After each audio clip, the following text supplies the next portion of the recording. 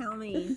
Okay, so this is another dating story. Oh, God. And I was going out for an evening with my sister and brother-in-law and some of their friends. And this dude I'd been talking to for a while and was coming up from, it's like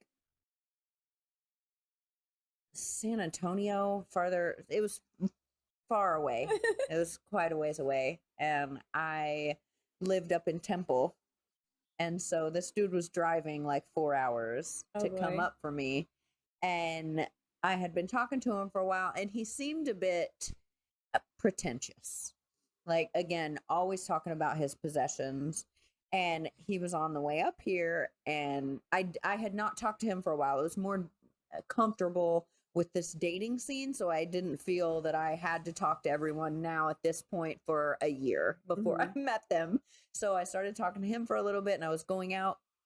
My brother-in-law was like, sure, just why don't you invite him? Like, because he had met Sean, this last guy, you know, that I had just told you the story about, and he was a great guy, so he really liked him. And my brother-in-law was like, yeah, go ahead and invite this dude, because I had been talking about it. So I was like, really, sure? And he's like, yeah. So I thought, okay. So I did. I invited him.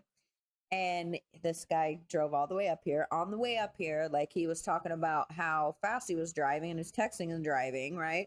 He was talking about how fast he was driving to get up there. And I was like, that seems, you know, why are you driving so fast? Blah, blah. Yeah. Something. And I popped off about, oh, unless you're driving because again, he sounded very pretentious. And so I made a joke about, oh, are you driving a BMW or, you know, a Porsche or something, one of those cars, because he was, again, always talking about this stuff. So I just threw it out there like, oh, you sound like one of those guys. Because to me, at that time, if you drove one of those cars, like, that's what you were to me. Like, you were douchey and using that to. So anyway, that was your personality. That was just, it was like, oh, come on, dude. And he was like, oh, whoa. And he was driving an Audi or something. And so he was like, and so that started that, right? And this will come into play later. But he gets to my sister's house, and we all go to this place together. And, well, I want to say, yeah, he rode with us. We all rode together, and we're all out having a good time. And all of a sudden, I'm trying to think exactly how this story goes, because I don't remember what happened. Oh, he was buying drinks for this. It was a very popular bar. There was a lot of people in there, and he was like buying rounds for like a bunch of different people in this bar. And I thought, well, that's really weird. Like, he's on a date with me, but he's over here doing this. Like, so he was getting very drunk and drinking a lot and spending a lot, being very extravagant, right? Yeah. And then all of a sudden, I see we're standing there talking at the table, and he said something about his gum. And then he just turns his head, very busy bar, turns his head. No. His gum goes flying out of his mouth. And I'm like, what? I'm mortified that he's just done this. And so, no regard to anybody. No one. And I just instinctually thought, I have to pick this gum up, because what am I going to do, right? Yell to all these people that are around in this small thing, don't step in the gum. So I'm like, ooh. So I go over there, and he's like, and he grabs my arm, and he's like, what are you doing? Like, don't do that. They have people for that.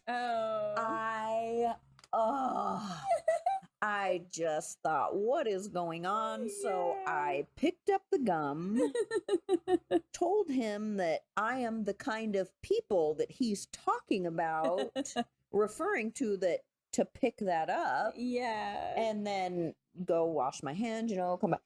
This dude's panicking at this point, because he thought he was going to be cool. And it's like, clearly he did not pay attention to me at all in anything, because anyone that knows me knows I would frown upon that or anything like it.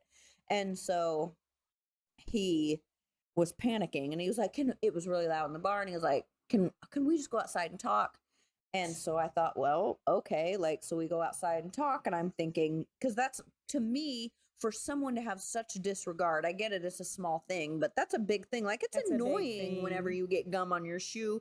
You're out at a bar trying to have a good time, minding your own business, and all this douche spits gum out there. Like, no, that's just crappy. Indoors? Indoors. Ew, Indoors. disgusting. And so I was just like, ugh, like, so anyway, we go outside to talk, and then he starts talking very loudly and passionately, and he's angry at me because I picked up this gum and that I labeled him from the beginning of whenever I made fun of his car and all of these little things that are coming about. And it's like, and so I started getting very afraid in the parking lot. This dude was getting very elevated and like animated, and I'm thinking, I'm looking around this parking lot and I'm like, it's well lit, but there's no one around. Yeah. And then he just starts going crazy and just like, goodness.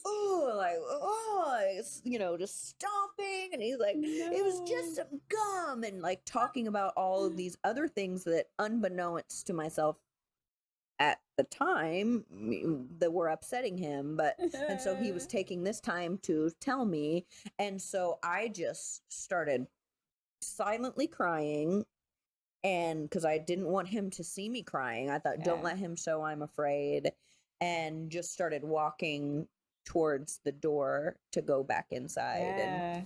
And I went back in, and because I realized I made a mistake, I was like, man, my brother-in-law is going to be so mad at me. My sister's going to be mad at me. So, and our friends that are there, they're going to be mad at me. So I was like, I'm ready to go. I'm not a bar person anyway, and neither is my family. So we were all like, whatever. So let's just go. And I didn't want to really tell them everything that was going on because it was like, what? But I told them, kind of what was happening about him spitting the gum on the floor. And of course, my sister was just like, oh, what? Like, and my brother-in-law's a big dude. This dude's 6'8", 320. Oh, wow. Yeah. And so he's a pretty intimidating guy. And my sister, not like me, is very intimidating too, very much like you. I will stab you, like. And so I may look nice. I didn't want them to realize that I was feeling this way because my army of people is thick, right? And you upset me, you're going to pay, like. And so I thought, I have to stay calm. How do I do this? Because I don't want my brother-in-law to tear this man up, because if he would have known he made me cry, this is his last day. And so I was more concerned with that guy's safety at this time than I was about my own. Once I got back with my people, I knew I was fine. And so we go home. My brother-in-law finds out I'm upset. He is livid. He's angry. I tell this guy that he needs to go. You need to go. Like, this guy is yelling out in the street. We live in a nice neighborhood. My sister and brother-in-law do very well, and so this was unheard of. The guy's trying to get me to give him any chance. Like, he keeps talking about the gum and how it was an accident, like just all of these crazy things. My brother-in-law's upset. He's enraged, which upsets my sister because she's like, I don't know what is going on here, but you guys need to get your shit. Basically, that I shouldn't have brought this circus here, which I understand, because it's disrupted her peace now, right? So because this has just gone a trickle effect. I convinced this dude, because I was like, look, you're not welcome to stay here, because he was violent. But I was like, if you leave, I'm calling the police on you. You've drank an excessive amount.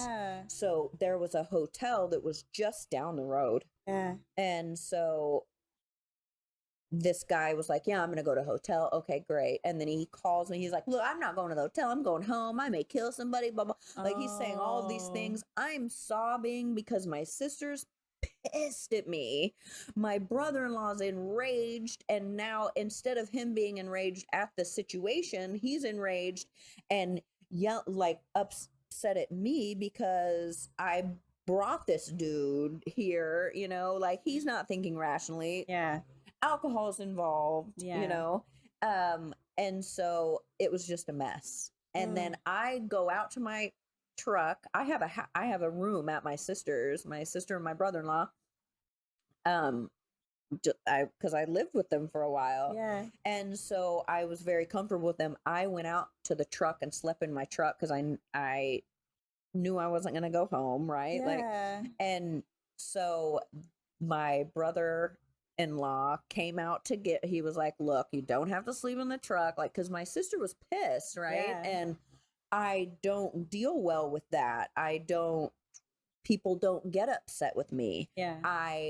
I will be upset enough for you and me and everybody at my actions. Like I was upset with myself. So I deserve to sleep in the truck in my thought, So it's like, I'm going to go in this truck. I'll sleep this off. Like everything's going to be okay. Yeah. So, everything was fine. It was a train wreck. And that was a big argument. Oh my goodness. Yeah, like with them because my brother-in-law was so angry. So that was a huge thing. But anyway, so that was a bad story. And I learned many lessons that day as well. So. Oh my goodness. Okay, so you get like the crazies who do irrational things and they want to possess you. Yeah. And I like listening to this and thinking about it. I get the guys that check in like every few months to, once a year, like, hey, I really like you. Or remember that time we went out and I had so much fun? They're letting you know that, hey, I'm still here if you decide to. They always try to convince me, like, let's go out. And every time I'm like, no. In their defense, I would too. I've seen you and been around you enough that I understand that. I love you too. So I do get that. Like, you can't fault them for that. Be like, hey, you're so sweet. Just so you know, whenever you decide, like, so I understand. I don't understand it though, because like, if you were like, you're rational. So if you were like to come to me every 6 months or once a year and say, hey, look, remember that time we went out and we had a good time? And I know you keep telling me no, but like, let's go out. And I have like come right down to saying like, there's nothing here. Yeah. There's never been anything here. It's not going to happen. I'd rather go to bed alone every night for the rest of my life. But in their mind, they're thinking, well, what they're thinking is she hasn't found anybody yet and I'm still in her life, so maybe you're the contingency plan. I haven't found anybody that they know of. Well, true. They're hoping. I don't live my life on social media. Oh, because you're fake. Duh. I'm so shady and fake. Oh yeah, shady. We already had this conversation. You have no idea what I'm doing when I'm working. Ain't that the truth? Oh, this has been so much fun. Can we do it again soon? I think we should. Okay. I'm headed to Dallas for a great time, and I'm glad that you will get to go up there as well. Yes. For that new adventure. Yes. I think that is going to go very well. And then next week we'll we can roll right back into, this is Wednesday. Next Wednesday. Well, while we're in Dallas, you get to meet my cousin. Really? She's because she's coming age. I was gonna say, because I know Dallas is cramped, so I have a lot going on. She'll be there, so she's close to your age, and then like one of my close friends, who I have a feeling you guys are gonna be like this. She's so nice. So because Dallas is lots of things in the books cooking for us, so they should all be there, and then. Yeah, that'll be a lot. That'll be a lot happening. And then money. Like, hopefully you get to see my mom. Hopefully, yeah, because you said you were going out to visit her. Yes. So yes. Today's my dad's birthday. Happy birthday. I love Oh, you. happy birthday to Tanya's dad. He'll never watch this, but whatever. That's okay. Maybe that Not little. that he doesn't support me. I was gonna say we'll have that little excerpt maybe like that we Oh, can put yeah. in there. Yes, I did have a good time. I think our flow's going really good. I feel confident with things. Yes. I hope you guys had a good time following all of our stories today. If you have any questions or maybe tips, I don't know. Then fucking keep it to yourself. I'm just kidding. Yes.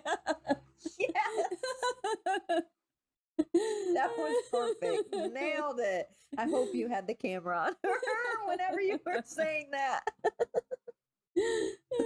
That was perfect.